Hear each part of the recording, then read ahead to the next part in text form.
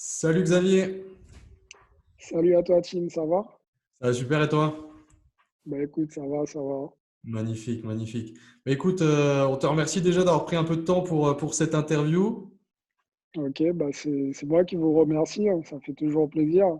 Super, bah, tant qu'on peut échanger en tout cas sur un sujet qui nous unit à peu près, c'est l'immobilier. C'est Donc, ça, donc c'est ça ça. va être plutôt intéressant. On espère que cette interview, elle va apporter de la plus-value à notre audience. En tout cas, avec ton expérience, ça, j'en doute pas.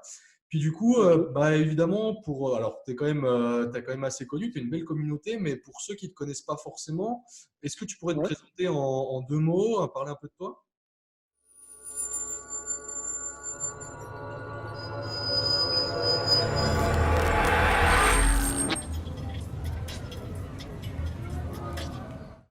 Bien sûr. Alors moi, je suis Xavier Prétérite, j'ai 35 ans. Je suis multi-investisseur, mais on va dire j'ai une préférence pour l'immobilier, donc j'ai vraiment constitué mon patrimoine immobilier à l'âge de 28 ans. Enfin, j'ai commencé à 28 ans.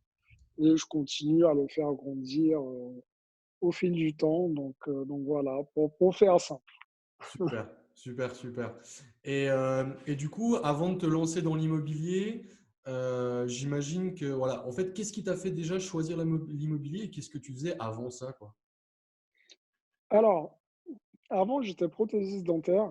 OK. Donc, c'est un métier qui est assez passionnant. Mais voilà, j'avais quand même d'autres ambitions, puisque je sais que même en étant prothésiste dentaire, quand on arrive à un certain niveau, on a envie de monter son laboratoire et d'apporter encore plus de valeur. Mais voilà, je me suis rendu compte que je rentrais dans une forme, on va dire, de salariat déguisé si je montais mon laboratoire. Parce que voilà, l'espèce de métro boulot dodo, même en tant que patron, c'est pas ce qui me convenait. Donc, et en réalité, j'avais un petit rêve de gosse, c'était d'être millionnaire, quoi. Dès Super, l'âge de 5 ans, je voulais être millionnaire. Ne me demande pas pourquoi, mais je savais que je voulais être millionnaire. super, super. Donc, bah, ça, c'est déjà super intéressant. Est-ce que toi, tu avais finalement un mentor ou tu avais peut-être quelqu'un avec qui tu avais envie de faire pareil ou alors quelqu'un dans ta famille, dans ton entourage qui avait déjà réussi ou alors pas du tout, tu t'es toi-même tout seul, tu t'es décidé? En fait, c'est assez particulier puisque, comme je t'ai dit, mon objectif, c'était d'être millionnaire. Mais c'est vrai que quand on parle de ça avec des personnes qui n'ont pas d'éducation financière, et ça peut faire rigoler doucement les gens qui nous entourent. Et dans mon cas, ben, mon entourage n'avait pas spécialement investi dans l'immobilier. Enfin, voilà, tout le monde avait acheté sa résidence principale, mais pas plus. Donc, c'était assez particulier quand même pour moi de partager en fait mon souhait de finalement faire mon premier million et d'être libre aussi financièrement parce que la base pour moi, c'était d'être libre financièrement, mais je l'ai traduit à travers 1 million d'euros, tout bêtement, tu vois. Ouais, Donc, autour de moi, non, personne pour m'inspirer. C'était vraiment particulier. Et comme je t'ai dit, c'est un ensemble de livres que j'ai pu lire qui m'ont vraiment inspiré.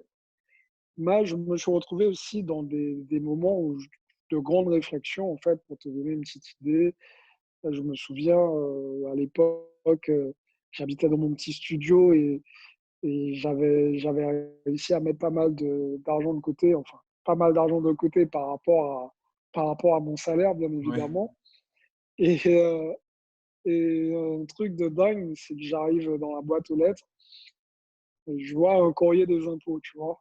ok. Je me suis rendu compte que tout ce que j'avais mis de côté, je devais tout donner aux impôts puisqu'ils Non. m'avaient loupé sur une année. Ouais. Et Mauvais là, conseil. coup de massue, quoi. Tu Parce m'étonnes. qu'ils avaient loupé une année, je ne sais pas comment ils se sont organisés, ils avaient loupé une année, du coup, je me suis retrouvé à rattraper 2 ans d'un coup. Donc toutes les économies que j'avais faites, bah, finalement, bah, c'est passé aux impôts. Donc, je suis repassé à la case départ. Donc je suis repassé en mode bah, galère financière. Et le lendemain, tu vas travailler pour pouvoir recommencer tout ça. Donc, je me suis dit, bon, au bout d'un moment, si je continue comme ça risque de durer 30 ans, cette histoire, et je serai pas libre financièrement, je serai pas millionnaire, donc il n'y a rien qui va. C'est C'est pas le clair. bon chemin.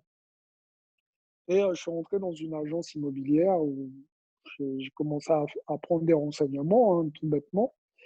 Et quand je suis rentré, je me souviens, l'agent immobilier, il m'a demandé qu'est-ce que je venais faire.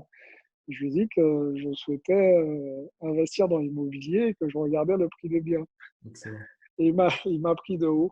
Ah ouais, Il m'a dit, ouais, vous touchez combien, tu vois. À l'époque, tu sais, je ne savais même pas qu'il ne devait pas me poser cette question. Donc moi, tout bêtement, je lui dis 1350. Et là, de me citer un dédaigneux, il me dit, bon, allez, laisse-les, va dehors, enfin, sors, laisse ok. les autres rentrer, il y a des rendez-vous, quoi. Et là, coup de massue supplémentaire, tu vois. Je passe en mode, putain, j'avais un rêve et j'ai lu des trucs, j'ai vu que c'est possible et il y a que des galères comme ça qui m'arrivent. Et finalement, le lendemain, je me suis réveillé, je me suis dit, bon, lui, c'est un petit con, ok, tu vas pas te démotiver, tu vas commencer petit, mais tu vas commencer. Je commençais à m'intéresser aux places de parking. Et c'est comme ça que, voilà, je me suis dit, bon, le but, c'est d'être propriétaire. Ok, c'est sûr qu'avec une place de parking, je ne vais pas atteindre l'indépendance financière, mais c'est pas grave. J'y vais, tu vois, je commence, j'ai un pied dedans et ça me permettra de bien comprendre le mécanisme. Et j'ai commencé à chercher une place de parking tous les jours, quoi. Ok, Jour et nuit, post-déj, je lâchais pas l'affaire. excellent. Et finalement, je suis tombé sur cette fameuse place de parking, une annonce où il y avait écrit vend place de parking, mais si vous achetez l'appartement qui va avec, la place de parking sera offerte. D'accord. Moi, je pars de mon délire, c'est ce qu'il me faut, c'est Excellent. ça. La place a été à 5 000 euros, quelque chose comme ça. Et moi, je suis déterminé, je suis au boulot. Moi, je me dis, il faut que je sorte tôt pour pouvoir visiter. J'appelle l'agent immobilier, je fais le nécessaire. Et l'agent immobilier me voit, il me dit, bon, moi, ce que je vous propose, c'est qu'on aille voir l'appartement, vu que ces deux biens sont liés. Et je vous propose de voir l'appartement dans un premier temps. Ensuite, on va voir la place de parking. Et tu sais, j'ai appris tellement de claques dans la gueule. Ouais, Je me suis dit, ouais, lui, il essaie de me refourguer sa merde. d'accord. Tu vois, je commence à rentrer dans un délire de parano, tu vois. Et je monte au 6e étage, je regarde l'appartement et je lui fais, c'est bon. Il me dit, c'est bon quoi? Je lui dis, bah, c'est bon. Il me dit, oui, mais c'est bon quoi? Je lui dis, bah, on signe. Et là, il me dit, mais attends, attendez, c'est bon, vous signez? Je lui dis, oui, c'est bon, je le veux, c'est bon. Il me dit, bon, ben, on va quand même voir la place de parking, quand même. Je fais, ah ben oui, effectivement. Quand À la même. base, je venais pour ça, tu vois. Trop Ce qui s'est fort. passé, c'est que on est parti voir la place de parking. Donc, en plus, je t'explique le truc du débutant. Je suis venu avec mon sac à dos et tout, le mètre, le télémètre, le truc, pour visiter une place de parking, je t'explique. T'étais bien Et équipé. ouais, j'étais équipé. Et j'arrive et il me montre en fait l'emplacement. Il y a deux traits blancs. Il me dit, c'est ça. Et je regarde, je fais, ah ouais, bon, bah, c'est bon, on continue. Tu vois, ça va même pas durer une minute, tu vois. Et, Elle était au et sous-sol, elle après, était à l'extérieur? elle était au sous-sol. Ok. Elle était au sous-sol. Donc voilà, j'ai vu ce qu'il y avait à voir. C'était plutôt safe comme on doit. Il y avait un gardien, donc rien de spécial, tu vois. Et là, je me suis dit, bon, bah, c'est bon, on va signer. J'ai fait mon offre d'achat. Mais à l'époque, j'étais terrorisé. Quand j'ai fait mon offre d'achat, je pensais que j'avais signé l'acte authentique. Je J'avais vois, des ouais. sueurs froides, des palpitations, tout ça. Mais surtout, comme je t'ai dit, dans mon entourage, personne n'avait fait ça. Ouais, Il fallait aussi annoncer que j'avais pris cette décision de signer un bien immobilier tout en sachant que c'était un bien avec travaux. Il y avait pas mal de travaux à faire. quand même, ok. Ça t'a pas fait peur quand t'as vu? Non, parce que je me suis dit, bon, de toutes les façons, il faut que je me lance, tu Ça vois. marche. Ok. Et j'avais déjà compris un truc, j'avais compris qu'en faisant des travaux, je pouvais faire générer une plus-value, tu vois. Ok. Ça, comme je m'étais pas mal renseigné, enfin, À l'époque, c'est sur ce qu'il y avait, en tout cas, Ouais. que j'avais compris que s'il y avait des travaux, il y avait moyen de générer une petite plus-value. Donc, je me suis dit, si vraiment je me loupe, je pourrais revendre et peut-être récupérer un petit billet. Comme ça, Ok. Hmm. je repartirai sur une base plus saine. Donc, j'avais fait mes calculs comme ça, mais sauf qu'en réalité, je ne sais pas planter un clou. Si je dois mettre un tableau au mur, il sera de travers, tu vois. D'accord. C'était vraiment un risque finalement. Donc, mais c'est pas grave, je l'ai quand même fait. J'ai fait les travaux, j'ai fait le nécessaire. Et mais avant d'arriver là, ce que je t'ai pas dit, c'est que j'ai j'ai pas demandé à ma banque si ma banque allait me financer. Donc j'ai dit oui sans réfléchir. Après, je me suis dit ah bah ouais, faudrait peut-être que je demande à la banque Ça prête. si elle Ouais. va suivre, tu vois. Et je me suis dit bon, vu les dernières galères que j'avais eues avec les impôts, il est probable que la banque me dise non. Donc, je suis parti voir un courtier et quand je lui ai expliqué la démarche, il était mort de rire. Ah Mais ouais? vraiment. Il m'a dit, mais vous êtes un malade. Il m'a dit, mais j'apprécie ce petit côté jeune et fougueux, ben, je vais vous aider. Et du coup, il Excellent. m'a trouvé un financement. Et Super. c'est comme ça que j'ai signé mon premier bien immobilier, un studio avec une place de parking. Je fais les travaux, j'ai mis en location et voilà. C'est comme ça que je me suis lancé dans l'immobilier.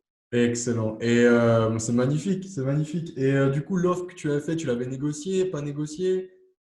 En fait, je voulais négocier, mais l'agent immobilier m'a dit franchement, à ce prix-là, vous faites ce que vous voulez, hein, il n'y a aucun problème. Mais à ce prix-là, euh, demain, je vais arriver au boulot, je vais avoir 15 offres, hein.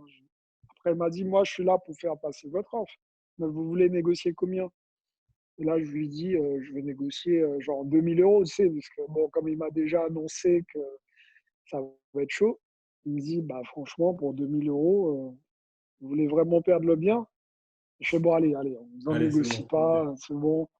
Effectivement, quand j'avais fait mes calculs, je me suis rendu compte que j'étais bien en dessous du prix du marché, Ok. puisque c'était un bien avec travaux. Et il y a juste après, je crois qu'il y a 5 personnes qui ont voulu se positionner. Ah ouais, quand même. Hmm.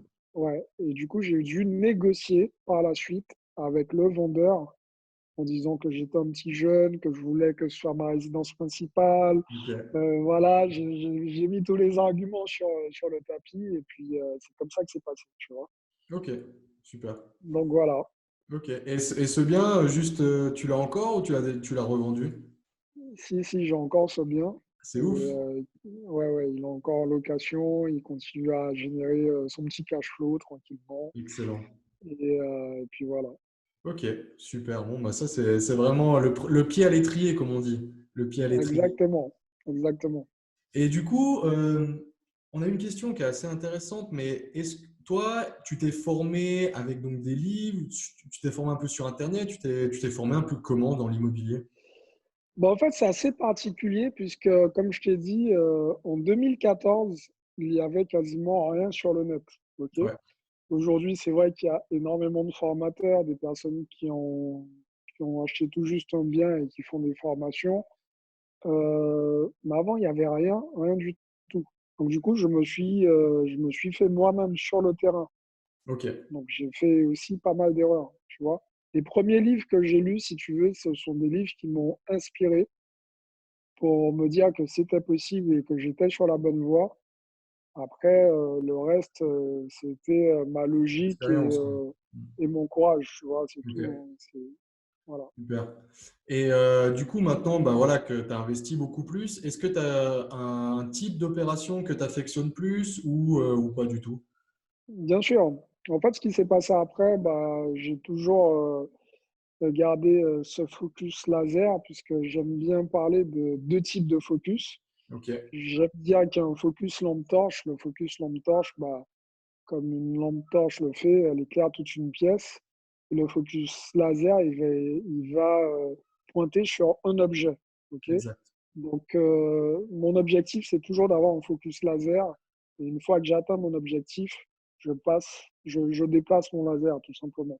Ok, Et du coup, ce qui s'est passé, c'est que je me suis dit, bon, bah, écoute, t'es pas encore arrivé au niveau que tu souhaites, donc tu veux être millionnaire, tu veux être libre financièrement, et ça, pour l'instant, c'est pas ça.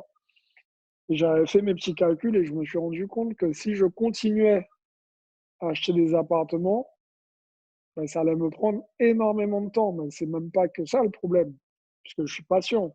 Tu vois, c'est pas un souci. Mais ce qui serait problématique, c'est que plus tu passes chez le notaire, et plus tu as des chances que le banquier te dise au bout d'un moment stop. Exact. Donc je me suis dit, bon, il faut que je passe le moins de fois chez le notaire, il faut que j'ai que des opérations ultra rentables. D'accord. Et le truc que j'ai trouvé, ce sont les immeubles de rapport. Et c'est à ce moment-là que je me suis dit, OK, deuxième investissement, on va s'acheter un immeuble.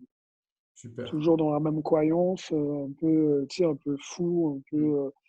je réfléchis une fois sur deux, j'arrive, je cherche où en région parisienne. Quand j'ai vu les prix, j'ai fait, bon, on va oublier. Là, non, il y a un petit souci, tu vois. Là, je ne pouvais pas m'acheter un immeuble en région parisienne. Après, j'ai commencé à m'excentrer, à regarder dans les provinces. Et c'est là où j'ai trouvé mon bonheur. Et je me suis dit, bah, en fait, la clé, elle est là. La clé, elle est là. Et il y a plein de gens qui m'ont dit, bah, tu es fou, tu achètes hors de Paris et tout. Et moi, j'ai toujours eu un raisonnement, on va dire, très basique. C'est, on va dire que la pyramide de Maslow reprend ça très bien. L'immobilier, ça fait partie des besoins primaires. OK. Exact. Donc, les gens ont toujours besoin de se loger, quel que soit l'endroit dans le monde. S'il y a de la population, bah, forcément, il va y avoir des logements. Donc, il n'y a pas que Paris où on peut faire des opérations, en fait. Et à partir de là, j'ai commencé à regarder dans le nord de la France. Après, mon terrain de jeu, c'était toute la France. J'ai fait mon premier investissement, un petit immeuble de rapport, à moins de 100 000 euros dans le nord de la France. Et Super. je générais à l'époque un cash flow de 900 euros, quelque chose comme ça. Ah ouais, impressionnant. Tu vois. Et là, une fois que j'ai fait ça, là, ça va être débloqué encore une autre case dans mon cerveau et c'était fini. C'était fini. Ensuite, j'ai acheté un autre immeuble, ensuite un autre, etc., etc. Super. Vraiment, vraiment, Ouais, j'ai c'est enchaîné vraiment, par la suite. ouais, c'est vraiment l'expérience. Et à chaque fois que tu mettais un pied devant, ça te poussait encore plus, quoi. C'est vraiment ça. C'est ça. Et je me suis rendu compte que même en achetant mon tout premier appartement, finalement, euh, bah, je connaissais des choses que la plupart des gens ne connaissaient pas. En fait, là, ça, c'est, comme je disais, ça s'est démocratisé un peu plus. On peut apprendre à investir en regardant des vidéos sur YouTube. Mais avant, waouh, Ouais, je vois ce que tu veux dire. fallait voir tonton Pierre qui avait acheté un truc en Pinel et qui te faisait croire que c'était l'investissement de dingue. Tu vois, c'était des investissements comme ça, tu vois. Je vois. Donc, en plus, quand tu essaies de partager ton mode de pensée, ton mindset, on te disait, ouf, t'es un doux rêveur. Donc, quand j'ai réalisé ces premières choses, bah, il y a plein de gens qui sont venus vers moi en me disant, ah ouais, mais t'es un ouf, t'as réussi à faire ça. Moi, je peux pas parce que j'ai pas les moyens. Et là, j'ai commencé à dire, mais arrêtez de dire que vous n'avez pas les moyens, vous touchez plus que moi. Les gens qui me disaient ça, ils touchaient entre 2600 et 3000 euros par mois. Je dis, moi, je l'ai fait, je touche 1400 parce que j'avais eu une augmentation. Tu vois. Bravo.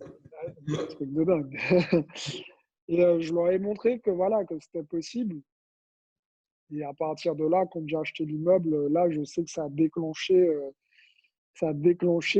mis des déclics dans la tête de pas mal de personnes dans mon entourage et les gens ont commencé à investir. Ok, Du excellent. coup, je me suis retrouvé un peu, c'est le mec qui avance en éclaireur, passe devant et si t'es pas mort, on y va, tu vois. Et c'est comme ça, j'ai continué mes investissements comme ça. Et après, bien évidemment, quand j'ai voulu acheter mon deuxième immeuble, j'ai été bloqué, ok, puisque mon salaire ne suivait pas. Oui, Donc forcément, il a fallu que je voie avec mon banquier pour savoir quelle solution qu'il pouvait me proposer. Il m'a dit, bah, il faut avoir un salaire plus conséquent. Donc ce que j'ai fait, j'ai demandé une augmentation. On m'a dit non. Donc j'ai dit, OK, pas de problème, j'ai changé de taf. Et j'ai pris une augmentation de 600 euros, quoi. ok. Voilà. Enfin, Et puis, donc je touchais 2 000 € et j'ai acheté encore un autre immeuble. Et à chaque fois que j'ai été bloqué, sur mes investissements, on me disait que c'était mon salaire qui posait problème, D'accord. bah, je faisais en sorte soit de me faire augmenter, soit de changer de boulot. Ok. Et pour le coup, je me suis fait augmenter et j'ai pu continuer à enchaîner sur mes investissements immobiliers. Super. Et du coup, la question que j'ai aujourd'hui, pour toi, c'est est-ce que du coup, tu utilises toujours la même banque ou tu as plusieurs banques différentes? Comment tu fonctionnes toi aussi? Alors, moi, je suis quelqu'un de fidèle, OK? Et je suis quelqu'un de fidèle donc dans mon process, dans ma façon de faire les choses, j'essaie vraiment de créer un partenariat avec, mon banquier. C'est vraiment important pour moi. Donc c'est-à-dire qu'à chaque fois que j'obtenais un bien immobilier, bah, effectivement, ça m'arrivait d'aller à l'agence, ramener les pains au chocolat pour tout le monde, ramener les petits macarons, ramener une petite bouteille de champagne pour les personnes qui m'ont fait les crédits. J'ai vraiment mis en place ce système pour que si mon dossier devient compliqué, bah, ils se penchent quand même dessus pour savoir quelles sont les solutions qu'ils peuvent me proposer pour me financer. Super. Ça a toujours été ma logique. Et bah, jusque-là, bah, ils m'ont suivi. OK, alors quand même, je tiens à préciser que la première banque où j'ai acheté, mon appartement, c'est pas cette banque-là qui m'a Ouais. financé pour mes immeubles. OK? Ok. J'ai dû changer de banque parce que, c'était un banquier qui comprenait pas, l'investissement, locatif, qui n'y croyait pas en tout cas. Donc j'ai trouvé finalement ce partenaire bancaire qui m'a aidé à grandir et aujourd'hui qui m'aide encore à grandir. Super. Ouais, c'est vraiment important, je pense, on en parle souvent, de vraiment créer des relations avec des personnes bah, qui peuvent t'aider, qui peuvent t'apporter, et toi, tu peux leur apporter C'est ça. aussi. Et ça te permet, on sait qu'à à plusieurs, on avance plus loin. Ça, c'est clair. Exactement, exactement. Et j'avais une question parce que voilà, je pense que tu vis où tu vivais du coup en région parisienne, mais tu as investi Ouais. dans plus loin de chez toi. Comme il y a des gens, des fois, ça fait peur. Moi, personnellement, tous mes biens, ils sont pas très très loin de chez moi. Comment ça s'est passé au niveau de la gestion? Tu te débrouilles comment? Alors, c'est une bonne question. En réalité, je vis à Miami maintenant, OK? Ouais, Et ma logique, quand j'habitais en Île-de-France, ma logique était la suivante. Le jour où je déménage, je ne vais pas déménager à côté de mes biens, je ne vais pas me limiter, en fait. Donc il faut que je mette en place un process pour que mes biens tournent tout seuls, en fait, tu vois? Donc investir à côté de chez moi, j'ai toujours été contre. Pourquoi? Parce que en règle générale, là où nous habitons, c'est toujours un peu, on va dire l'endroit où on se sent bien, où on est vraiment au max. Donc on fait exact. toujours un effort pour pouvoir financer son propre logement parce qu'on veut être dans les meilleures conditions, OK? Bah, forcément, c'est sûr que si tu investis là, ce ne sera pas forcément les villes les plus rentables. Clair. Donc moi, j'ai vraiment cherché les villes les plus rentables et après, j'ai automatisé tout le système. OK? Mon système de gestion, j'ai des huissiers de justice qui gèrent mes biens immobiliers. D'accord. J'ai vraiment tout un process en place qui permet si tu veux, qui me permet d'avoir l'esprit tranquille. Et surtout, comme je te l'ai dit, pourquoi je ne veux surtout pas être à côté de mes biens, c'est parce que je ne sais pas faire de travaux. Donc, si je suis à côté de mon bien et qu'il y a un problème, une fuite d'eau, quelque chose comme ça, je serai obligé de prendre mon téléphone et appeler un plombier, tu vois. Je pourrais même pas colmater la fuite, tu vois. D'accord. Et ça, je veux pas apprendre à le faire. C'est pas mon métier. Mon métier, c'est de trouver des biens rentables et de générer du cash flow et d'apporter de la valeur à mes locataires. C'est ça mon métier. OK? Excellent. Et pour mes meilleurs locataires, bah, les locataires qui sont réguliers dans leur paiement, bah, chaque fin d'année, je leur offre une boîte de chocolat, des macarons, des trucs comme ça. Vraiment pour créer un lien fort avec mes locataires, tu vois. Et Super. du coup, bah, s'ils ont un petit souci dans les logements, bah, ils me prennent même pas la tête. Je leur dis: «Bon, bah, vous savez, je suis pas là, donc je vais envoyer quelqu'un au plus vite». Bah, c'est même eux qui parfois me disent: «Bah, si vous voulez, je connais quelqu'un, il pourra vous faire les devis». Donc, j'ai vraiment mis tout ça en place et ça me permet de ne pas avoir d'attache où je dois me mettre à côté de mes biens parce que mon objectif, c'est d'avoir la liberté financière, mais aussi la liberté géographique. C'est vraiment important pour moi. Super. C'est vraiment, vraiment inspirant en tout cas, et voir que bah, des fois on se met des limites, hein. Et tu l'as même dit au début, voilà, on ne sait pas trop où on va, etc. Mais là, c'est la même chose. Il y a des fois, on se met des limites sur Bien on ne peut sûr. pas investir plus loin, etc. Mais là, tu es l'exemple même de bah, tu habites dans un autre continent et tu arrives quand même à faire gérer tes biens. Et aujourd'hui, tu continues à investir en France, tu investis à l'étranger ou ça se passe comment? Là, pour l'instant, j'ai décidé de faire une petite pause au niveau des investissements parce que j'ai décidé de me consacrer pendant, je pense, 2 bonnes années pleinement à mes élèves, puisque voilà, aujourd'hui, j'ai créé ma société d'accompagnement où j'accompagne les personnes à investir dans l'immobilier à haut rendement. Oui, Et en fait, je veux vraiment créer des rentiers. C'est ça mon objectif. Et du coup, je me consacre pleinement à cette activité. Donc, dans peu de temps, je vais reprendre les investissements, mais je vais continuer à investir en France et aussi à l'étranger. Parce que d'accord, là, je commence très sérieusement à m'intéresser au marché américain. bien Ça faisait sûr. déjà un petit moment que j'en regardais. Donc voilà, je sais que j'ai déjà l'œil sur Détroit, Cleveland. Voilà, ça fait un petit moment que je fouine un peu, mais comme c'est un peu différent, bah, cette fois-ci, je fais pas les mêmes erreurs que j'ai faites au début. Enfin, c'était pas des erreurs, mais il n'y avait pas de, on va dire, de possibilité de se former en soi. Donc là, j'essaie vraiment de me former avec des personnes qui ont déjà fait. Je regarde un peu les différentes galères on peut avoir sur le sol américain. Et après, quand je vais me lancer, je compte vraiment rafler la mise. C'est l'objectif. Super, excellent. C'est clair que je pense que c'est important de le dire que tous les marchés immobiliers sont différents de chaque pays, hein. Bien sûr, Ça, bien c'est sûr. vraiment une grosse différence. Autant les interlocuteurs que les délais, que les frais, que les financements, que même les règles de location, hein, qui peuvent être totalement différentes. Exactement.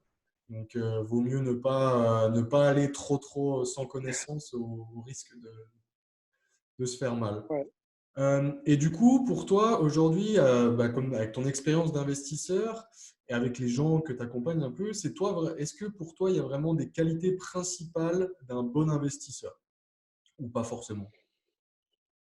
Je pense qu'un bon investisseur, c'est un investisseur persévérant. Ok, OK? On n'a pas, on devient pas bon investisseur d'un coup de baguette magique. ouais, C'est la persévérance qui fait la différence. Et, et ça, j'aime bien mettre l'accent dessus. Je suis pas là pour vendre du rêve. OK? Ce que je dis tout le temps, ce que j'ai fait, c'est pas simple. OK? mm, C'est pas simple, mais c'est réalisable, c'est faisable. Et si tu es OK avec ça, si tu crois en toi, tu crois au potentiel de l'immobilier, bah, tu peux avoir les mêmes résultats que moi, voire plus. OK? Puisque tu vas pas faire les mêmes erreurs que moi. Forcément, tu vas te former. Donc, après, le champ des possibles, il est juste énorme. Mais pour ça, il faut avoir une chose, c'est la persévérance et la détermination. Si tu es pas déterminé, si tu fais des recherches de biens immobiliers une fois tous les 4 matins ou uniquement le dimanche parce que c'est là où tu es libre, bah, comprends que tu vas pas investir comme un vrai investisseur dans l'immobilier. C'est ce que j'appelle les investisseurs du dimanche, je vois. tu vois?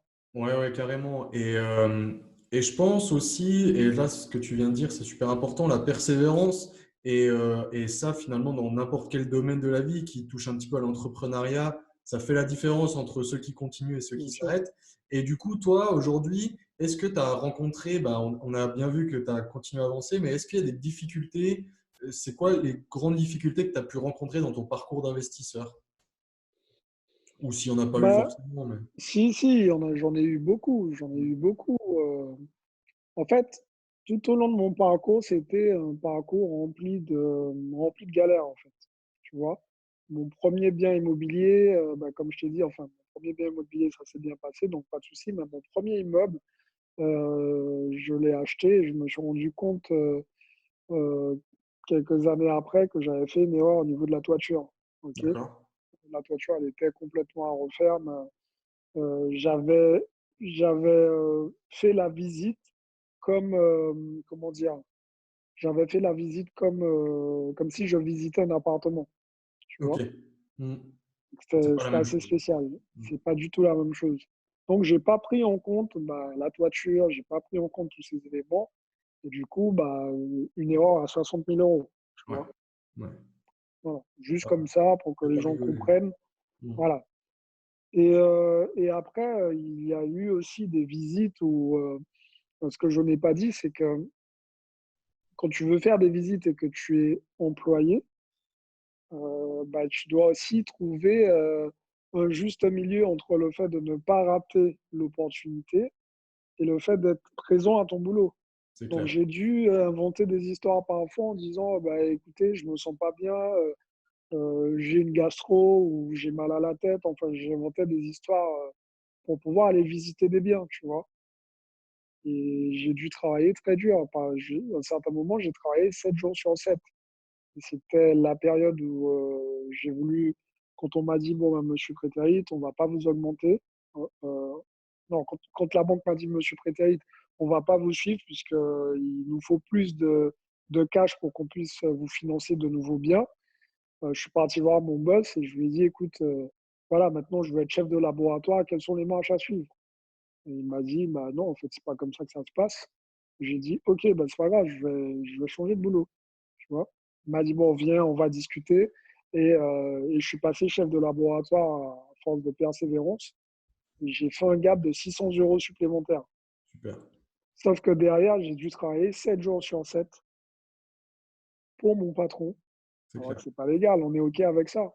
J'avais 2 solutions, ou je disais, «Oui, c'est pas légal, et dans ce cas-là, bah, je touche pas les 600 € dont j'ai besoin», ou je fermais ma bouche pendant un certain nombre de temps et j'utilisais finalement ce salaire pour pouvoir, heu, avoir cet effet de levier pour réinvestir. Donc mes galères ont été là. Je faisais très, très attention à mes dépenses, OK? J'avais plus de dépenses, mais tout ce que je faisais, c'était un investissement. Donc tu sais d'où je suis parti, je touchais 1 300 €, donc j'ai pas eu des moments toujours très roses. Alors je mettais tout ce que j'avais, je mettais de côté. Tout ce que j'avais, je mettais de côté. Et je vivais comme si je touchais encore 1 300 €, donc tout le reste, je mettais de côté. Et quand j'allais visiter des biens, et ça m'arrivait de faire des visites et de tomber sur des agents immobiliers véreux qui te montrent une belle façade, qui te montrent la photo d'un appartement nickel et quand tu viens visiter le reste de l'immeuble, Ok. c'est un taudis, tu vois, c'est Ouais. insalubre. Sauf que, bah, écoute, je me suis tapé un train, j'ai lâché 150 balles et je repars bredouille, Ouais. tu vois? Et ça fait très, très mal parce que tu sais l'énergie que tu mets à mettre 150 € de côté, à faire tous ces efforts et quand tu tombes sur quelqu'un comme ça, c'est juste pas cool. Et c'est pour ça que j'ai développé de nouvelles compétences où j'ai dit: «OK, stop, maintenant quand on va visiter un bien, on en visite plusieurs dans le même coin pour éviter ça». Et et après sur place pour rentabiliser, mon déplacement, parfois je dormais à l'hôtel et bien évidemment tu prends un petit hôtel premier prix, OK, donc ça c'est normal pour Mhm. pouvoir économiser et tu te retrouves le lendemain avec plein de boutons sur le corps parce qu'il y a des puces de lit, quoi, tu vois? Ouais. Et ça, tout ça, ça fait partie de mon parcours immobilier. Alors effectivement, si on regarde uniquement le résultat, ça peut faire rêver les gens, mais derrière, il y a toute cette partie qui a existé et il faut alors je dis pas que vous allez vous retrouver dans un hôtel avec des puces de lit, non. Mais je veux vous dire qu'il y a plein d'anecdotes qui arrivent, qui peuvent arriver quand on investit. Ben, tout va dépendre du sacrifice que vous êtes prêt à faire pour pouvoir atteindre vos objectifs, c'est ça. Et comme je te l'ai dit, mon objectif, c'était liberté financière, liberté géographique, le million et puis voilà, quoi. Magnifique. Mais ouais, je pense que ça, des fois, entre guillemets, on l'oublie un peu, on voit toujours le résultat et puis on ne sait pas tout ce qui s'est passé derrière. Et il y a beaucoup, beaucoup de choses qui se passent, beaucoup de galères, comme tu l'as bien dit. Et je pense que c'est tout le monde pareil. Alors, on n'a pas toujours les mêmes galères, ça c'est sûr. Mais il y a bien sûr. toujours des moments de bas, il y a toujours des moments de haut. Et c'est comme tu l'as dit, la persévérance vraiment qui fera la différence entre ceux qui vont y arriver et ceux qui ne vont pas y arriver. Exactement. Euh, est-ce que du coup, aujourd'hui, est-ce que tu aurais un conseil à donner à notre audience ou alors tu en as plusieurs, je sais pas. Bon, j'ai toujours plusieurs conseils, tu vois. Non, aujourd'hui, tu vois, par exemple, et ça, j'aime bien appuyer dessus. L'immobilier, c'est un très, très gros levier et je pense que même s'il y a des personnes qui n'ont pas, on va dire, l'ambition d'investir plus d'1 million d'euros de patrimoine ou peu importe, euh, il est important de ne pas se centrer uniquement sur son petit moi intérieur. Ok. Il faut bien comprendre que quand on investit dans l'immobilier, on a un impact qui est relativement puissant. Le premier impact, il est dans son entourage. Demain, s'il y a un problème, bah, par les revenus que vous générez avec l'immobilier, vous pouvez aider vos proches. Ok. L'autre impact, c'est quand vous faites de l'immobilier et que vous le faites bien avec du cœur, bah, vous apportez énormément de valeur à vos locataires. Donc, ils sont dans des logements décents, ils sont contents d'habiter dans ce genre de logement et ils vous le rendent bien. Et après, la troisième chose, bah, pour le mental, ça fait toujours du bien d'entreprendre. En tout cas, si on a cette fibre, ça fait toujours du bien d'entreprendre. En tout cas, voilà, c'est un peu le premier conseil que je verrai. Et le deuxième conseil, ben voilà, une fois on commence à générer un peu de cash, que ce soit du cash avec un salaire, c'est commencer à placer votre argent dans des actifs tangibles, comme l'or par exemple. Et ça, je le dis toujours, aujourd'hui on a une monnaie qui est une monnaie fiduciaire, donc qui est basée sur la confiance, qui vient du mot fidus, un mot latin, qui veut dire confiance. Et cette monnaie, elle n'a aucune valeur. Donc, il faut bien comprendre que si vous arrivez à construire quelque chose de grand dans l'immobilier, il va falloir replacer votre cash, votre épargne, les actifs sur quelque chose de solide. Okay, l'immobilier, c'est solide. Maintenant, la monnaie fiduciaire, il ne faut pas la laisser traîner sur des comptes épargne, puisque les épargnants, finalement, malgré ce qu'on peut penser, ce sont les grands perdants. Et ce qui se passe aujourd'hui, malheureusement, on est en train de faire cette vidéo pendant cette période assez Exact. spécifique avec le coronavirus. Et tout le monde commence un peu à flipper puisqu'ils savent que si vraiment l'économie prend un sale coup, bah, ils seront obligés de taper dans l'économie des épargnants, de tous ceux qui ont des assurances vie, de tous ceux qui ont de l'argent qui dort. Donc, il faut vraiment penser à ça une fois qu'on a avancé un peu sur tout ça. Très bien. Et bah, du coup, on va quasiment finir là-dessus. C'est vraiment un thème d'actualité qui impacte bah, la majeure partie du monde, comme tu l'as dit. Toi, aujourd'hui, le Covid-19, comment tu le vois impacter l'immobilier à court, moyen terme? C'est une très bonne question. Je vais être honnête avec toi, je pense que pour l'instant, c'est sûr je pense qu'il va y avoir un changement, ok? Parce que les prix vont baisser. Bon, je parle de la France en tout cas, je ne sais pas, ok? On n'est pas devin, on n'a pas de baguette magique et on ne sait pas comment les choses vont se dérouler. Je pense forcément qu'il va y avoir des opportunités. C'est comme tout, les opportunités, il faudra être prêt pour les saisir. L'opportunité, elle ne vient pas frapper à notre porte quand on est prêt. Il faut tout le temps être prêt. Donc, euh, pour aller plus loin dans cette réponse, j'ai envie de te dire que, à mon sens, il faut juste rester vigilant pour savoir comment les choses vont se dérouler. Je pense qu'il va y avoir des baisses, mais ce n'est pas ce qui est intéressant finalement. Ce qui est intéressant, c'est de savoir quels sont les vendeurs qui seront pressés de vendre parce que ça a retardé énormément de choses. Il y a des gens qui ont des entreprises et certaines de ces entreprises vont mettre la clé sous la porte. Et ces gens-là aussi ont de l'immobilier. Et pour pouvoir remettre l'entreprise sur pied, ils vont vendre un actif. Okay, et c'est cet actif qu'ils vont vendre Et c'est là où on va pouvoir négocier finalement. Donc, je pense que je vois plus les choses comme ça. Maintenant, sur tout ce qui est USA, États-Unis, c'est vraiment différent. Ouais, C'est j'imagine. vraiment différent. Pourquoi? Parce qu'il y a énormément de personnes qui se sont retrouvées au chômage, notamment, je pense, à Orlando ou à Disney. Euh, il y a, il y a quasiment tout le personnel de Disney C'est qui clair. était mis au chômage. Mm. Donc, tous ces gens-là, ils ont des traites, des dettes et ils ne pourront pas les supporter. Donc, ce qui va se passer, c'est qu'ils vont devoir vendre en catastrophe pour pouvoir ne pas avoir la tête sous l'eau. OK? Et c'est à ce moment-là qu'on va devoir intervenir pour les aider en achetant des biens et aussi pour faire des affaires. Je vois ce que tu veux dire. Ouais. Non, c'est clair, hein. Bah, comme on en disait un peu plus tôt, les marchés immobiliers sont vraiment très différents d'un pays à l'autre et bah, la manière dont ça fonctionne aussi. Effectivement, bon, c'est ce qu'on dit souvent, dans tout, pas, les marchés quand même sont cycliques dans tous les cas. Le Bien marché sûr, immobilier, il y a des hausses et des baisses et faut savoir saisir aussi les opportunités et voir le bon dans ce qu'il y a peut-être de moins bon autre part.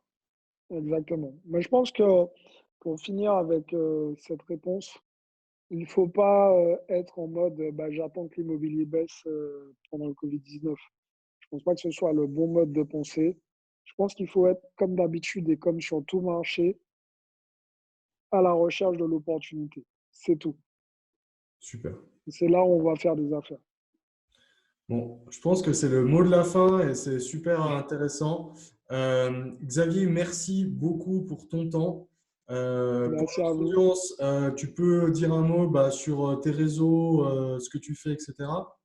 Bien sûr. Alors, bah, si vous voulez me retrouver, c'est Xavier Prétérit sur Instagram, Xavier Prétérit, sur YouTube, Xavier Prétérit, ou Voilà, Business is my religion si vous voulez aller sur mon site.